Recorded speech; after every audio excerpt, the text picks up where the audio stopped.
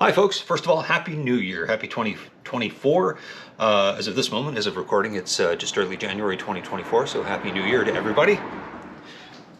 For those of you that have been watching my series on recreating a Bronze Age spearhead, you'll have seen in previous videos that I created this wooden pattern to be used to create the cavity in the sand into which the liquid bronze gets poured to create the spearhead. The design based on an artifact that is on display in the Met Museum in New York, so you would have seen that again in previous videos. And I thought, before I get to really truly the last episode in the series, I do a quick wrap-up, or not a wrap-up maybe, but a review of lessons learned. You'll see before me 6 copies of that spearhead. What you maybe can't see for some of these is that they all have flaws, except for the most recent one, which of course makes sense. With all the lessons learned, I was able to cast one properly. Still needs polishing, as I said, but that's the one you'll see in the final video. Spoilers, for those of you that are looking for fire and that sort of thing, there won't be a lot of that in this episode, but for those of you that might be trying this or something similar to this at home, maybe what I've learned or what I've figured out will be helpful to your efforts.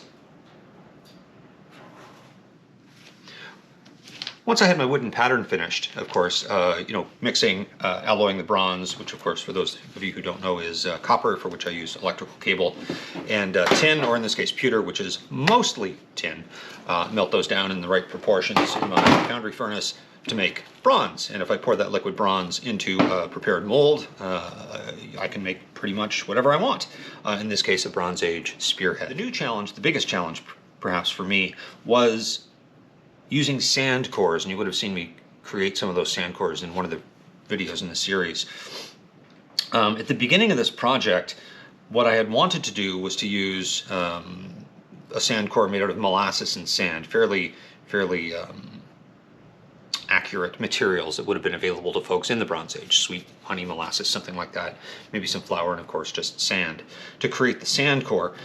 As you saw in the previous video, there were 3 sand cores required, 2 little half-moon ones that would sit here inside the mold, and another sort of lengthy conical version that would be inside the cavity sticking into it, which would create the cavity in the finished piece for the haft or the handle of the spear. That proved to be a huge challenge for me as far as skills go. And I tried a bunch of different things to try to correct it, and I think I'm in a pretty good place now. But just to go over some of those issues that I had, first of all, my original design for a sand core, or at least the sand core that would create the haft space, I'll use that term I guess, in the spear itself or the finished product, my theory was that if I created a longer one than was necessary, the back end, this part of the sand core, which wouldn't be part of the spear, could be used to align and affix it in the space within the cavity where the pattern had been before the bronze gets poured. Because although in practice, aligning that sand core in this fashion proved to be really, really challenging. Part of the way I thought I was going to be able to do it was in the flask, in the 2 halves of the frame for the mold that would hold the sand. I thought, oh, I'll just, drill a hole through the end. It's nicely centered and aligned, and I used a drill press so it's nice and straight, so it would stick perfectly perpendicularly, curious phrase, up into the mold. And if I could align the wooden pattern with that, it would work out well. Well, it didn't prove to work out quite so well or quite that easily. And what I ended up with was several iterations, and you'll see those here, where that sand core was not aligned. And so what you ended up with was bleed through in the outer surface of the spearhead. The little half-moon sand cores seem to have worked out well almost every time, basically. So I was happy with those, but getting this one aligned with the cavity proved to be a major challenge. On the second iteration, I learned, well, amongst other things, I learned to be careful not to contaminate your crucible with aluminum. It ends up looking quite nice, sort of goldy, shiny like this, but again, not properly pure bronze. But I still had, I don't know what the right term to use here, bleed through, or although it's not bleeding through, it's just a gap where, and I don't know if you can see this, but basically the gap between the sand core and the cavity from the pattern inside the sand was much too thin for the bronze to flow through evenly, so it cooled off and congealed, and you ended up with holes like this in the finished cast piece, which of course means that, and again, you won't be able to see down the center of the spearhead here, but it means that gap, that hole, was off center. So if you had tried to align the handle with that cavity, it would be off a little. It would look weird and be hard to carve.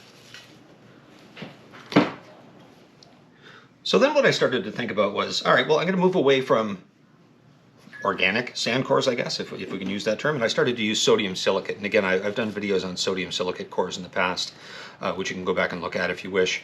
But smaller cores meant to be just the size of the cavity in the finished piece. And I would create them out of a pipe, which means that the sides were parallel and straight, and then carve them down a little bit. And I had mixed success with that. But again, I had challenges getting, and you can see here that it just wasn't aligning properly, and there'd be thin areas where the core had shifted a little bit, such that the bronze couldn't get around the remaining gap. So again, holes and incompleteness in the cast piece. And this incompleteness, I realized, was due probably to two things, or I guessed was due to two things. One, that the bronze wasn't hot enough to flow into all the way down to the end of the piece, because it would have been back down around here, and that it wasn't hot enough to flow into some of the narrower gaps that were inside the cast piece. With regard to that, the one issue about the bronze not being hot enough when it got down here to the back end where the thinner cavities were, in hindsight it was perfectly obvious, but one of the solutions, or a contributing solution, was that, and you can see here where the sprues were on these earlier castings, they're closer to the tip than they are to the back end of the spear. Which meant that by the time the bronze had flowed all the way back here where it needed to be hottest, it was much cooler than perhaps was useful or appropriate. So what you see on these three later ones, which were closer to success, you can see the remains of the sprue, or rather the ingate, I suppose. The ingate of the bronze into the cavity was closer to the back, which meant that the bronze was hotter by the time it got into these thin spaces at the back. The other thing I started doing, as far as making sure that the bronze was nice and hot by the time it got down here to the back end of the spear, was to just carefully watch the bronze, the liquid bronze in the crucible inside the foundry furnace. Certainly it's liquid. You can tell when it's liquid. I have a graphite rod. In some of my videos you see me stirring the bronze just to make sure that all the solids have melted. But you can get it hotter still, beyond just melted. And it's not exactly bubbling, but if you watch the bronze until it starts to kind of percolate and bubble and roil, it's that much hotter again. And that's what I look for now before I pour the bronze into the mold.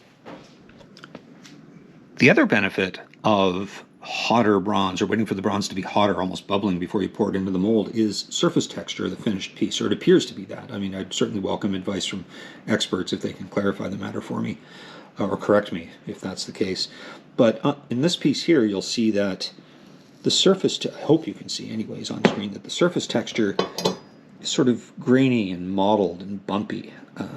It's pretty, but it's not smooth and clean like I would hope it to be. But if you let the bronze bubble or heat up even more in the crucible before pouring it in, one of the results of that appears to be that the surface texture of the finished piece is smoother, flatter, less grainy or mottled, and therefore, of course, less polishing required. So that's all good in terms of efficiency. Another lesson I learned was that although I'd started to make my sand cores with silica sand and sodium silicate, I was starting with as I said, a pipe as the mold for them, and that meant that no matter how hard I tried, I would get just unevenness in the edges and the sides. And this is roughly conical, as you can see, I'm sure, but it's not perfect by any means. So what I did was I created a little separate mold just for the sand core, this conical sand core, just out of copper sheet. I found an engine online that would create little paper templates for you for cones of specific dimensions. Cut it out, transferred it to copper, folded it, rolled it really, and then just started producing sand cores that much better edges, much more consistent in terms of their dimensions and their surface area, and followed more directly or more accurately the lines, the proportions of the spear. I don't know if you can see that there, but much closer to what I wanted in terms of a cavity in the back end of the spear. And of course, in my previous video, I showed you the little mold I made for making the little half-moon sand cores for the wings of the spearhead. That worked fine from the start, so no issues there. But the most important lesson I learned through all of this process, this adventure, has been using chaplets or spacers, which hold a sand core inside the cavity of the casting you're going to make. So if you imagine this is inside the sand mold. The spacer is in there, or sorry, the sand core rather is in there, but it's not filling the space. There's ideally open space all the way around it between the sand core and the outer surface or the inside surface of the cavity that the pattern has created. And the way to hold a long, say, spindly sand core, or a way to do so, inside that cavity reliably is to put in little spacers that bridge the gap and hold the sand core in space, or support it anyways. And so of course I went through a bunch of other videos online and resources I could find talking about how chaplets are made and what they can be made with, because you can imagine that if a spacer or a chaplet is sitting there in the open space, well, it's going to become integrated with the thing you're casting. So what does that mean? Well, it means you have to make it out of the same material as the metal, or sorry, make it out of the same metal that you're casting with. So in my case, it wasn't anything terribly exotic. It was just bronze. I was able to find initially some thin bronze wire online, and just that happened to be virtually the exact same proportions as the metal I was melting in my furnace. And I set about creating little springs, really, to be spacers inside the mold. And you can see the remains of some of those on some of these early ones. Now, what happened was these were much too thin, and in hindsight, again, I should have realized this, that it's about 1 millimeter thick, that wire, and it was too thin. It would melt under the heat of the oncoming bronze. And again, what I had was the spacer, the sand core shifting, such that it ended up poking through in spots where it wasn't helpful, and basically resulted in a failed casting. So I went to a thicker wire, which was about, I don't know, 1.5 millimeters, 2 millimeters. And that worked not too badly, but still a little bit of shift in the sand core as one of those spacers gave. I was so close. I thought about just brazing this over with a brazing rod and a torch. But as I said earlier, the reality of that hole is that it has resulted from the sand core shifting inside. So the gap inside the piece is off center, which would be a problem to carve the haft or the handle to go into that space. So then I switched to an even thicker wire, which is about 2.5 millimeters, maybe 3. I forget, I'd have to measure it. That did the trick. It held the core in the right position, stood up to the incoming liquid bronze, the heat of it didn't melt, and kept everything straight. Now the reason this one is not obviously incomplete is because I screwed up. I forgot to coat the sand core with graphite powder, which I think, if I understand things correctly, A, helps insulate everything as the liquid bronze flows in. It doesn't cool as quickly, and that certainly appears to be what happened here, in that everything cooled much too quickly and didn't fill the cavity around the sand core. Or maybe I just didn't get the liquid bronze hot enough, as I was describing earlier. But I was on the right track, I knew at this point, and I figured my next cast felt that my next casting would be perfect, and so it was. Again, using the sodium silicate core, coated in graphite this time, graphite powder, and using the 2.5 or so, maybe 3 millimeter bronze wire as chaplets or spacers. I just poked them into the mold to hold the sand core exactly where I thought it should be. Poured the bronze, and everything worked out fine. Now you won't be able to see that because it's much too dark, but it's virtually arrow straight down the center.